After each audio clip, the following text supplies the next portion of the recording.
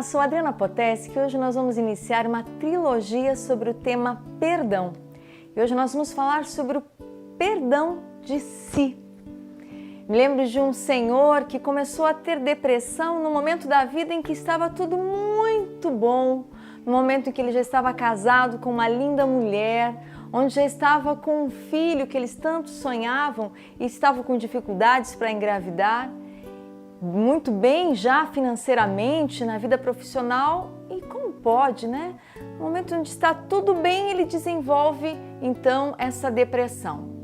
Buscando as raízes, no caso dele, ele estava amarrado a uma situação no início do casamento onde ele traiu a sua esposa dentro de um prostíbulo.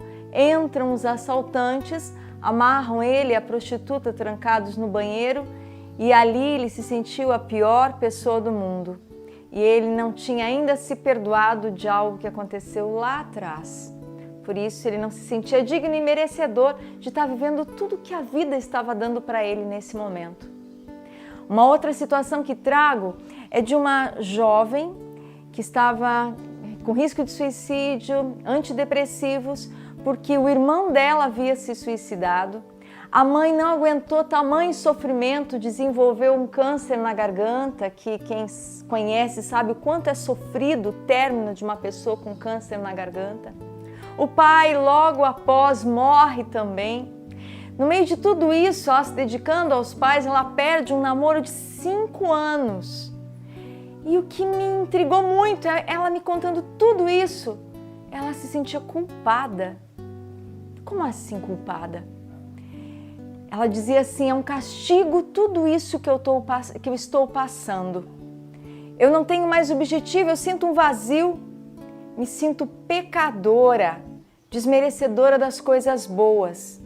Uns dias antes, meu irmão havia ligado, perguntado para minha mãe se ela estava bem, e eu menti, disse que ela estava bem e que ele não precisava vir vê-la, porque ele estava morando numa outra cidade. Quem sabe se eu tivesse dito a verdade, ele não teria se suicidado.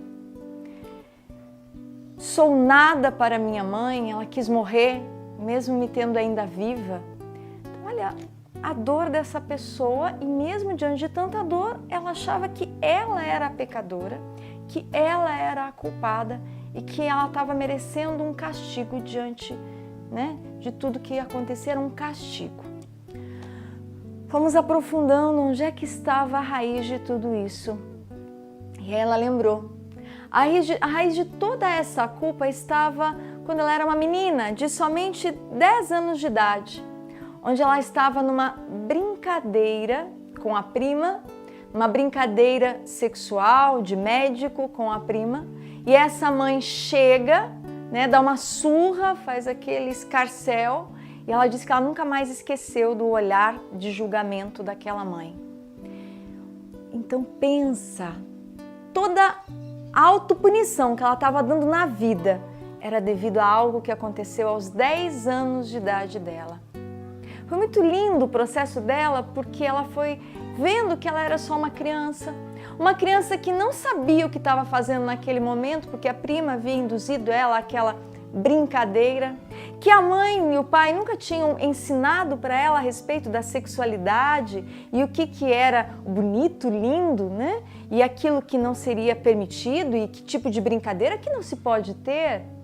Então ela não tinha nenhuma orientação a respeito da sexualidade, então ela não sabia que aquilo era errado. Foi bonito porque no decorrer ela foi vendo que mesmo se um juiz tivesse pego a situação, mesmo qualquer delegado pego aquela situação, não teria condenado aquela criança de 10 anos. Por quê? Porque ela não sabia o que estava fazendo. Vamos parar um pouquinho e refletir quais são as penas que nós estamos dando para nós mesmos. Para quem é espiritual, é tão bonito, porque tem tanto recurso nisso que ajude a entender esse perdão de si. Mesmo outro dia estava atendendo um muçulmano que mora em seu país mesmo, então viveu toda a cultura. E foi tão lindo, porque uma das cenas que ele trouxe de cura era ele pequenininho, lendo o Alcorão, o tio e o pai lendo o Alcorão para ele. E naquele momento ele se viu digno, ele se viu bom, Ele viu que ele era bom. E isso fazia ele entender que os erros que ele cometeu foram pontuais, mas que isso não tem a ver com a essência dele. É aquela jovem que eu falei para vocês, ela disse que ela ia nos grupos e se sentia a mulher mais pecadora do mundo até então, enquanto ela não se reconciliou. Uma vez um evangélico, ele me disse assim: sabe o que eu digo para as pessoas que eu quero ajudar quando elas não conseguem se perdoar? Eu explico para elas que a frase que Cristo diz está consumado, na língua de Cristo, quando os devedores iam pagar as contas lá na vendinha, você pagava a conta e o vendedor escrevia está consumado, que é o mesmo significado de está pago. Então guarda essa frase, está consumado, está pago. Bonito como esse pastor, como esse evangélico ajuda as pessoas feridas a se perdoarem, não é? E uma vez dentro da renovação carismática, uma mulher partilhou que no momento de profunda oração, Deus deu o maior puxão de orelha para ela.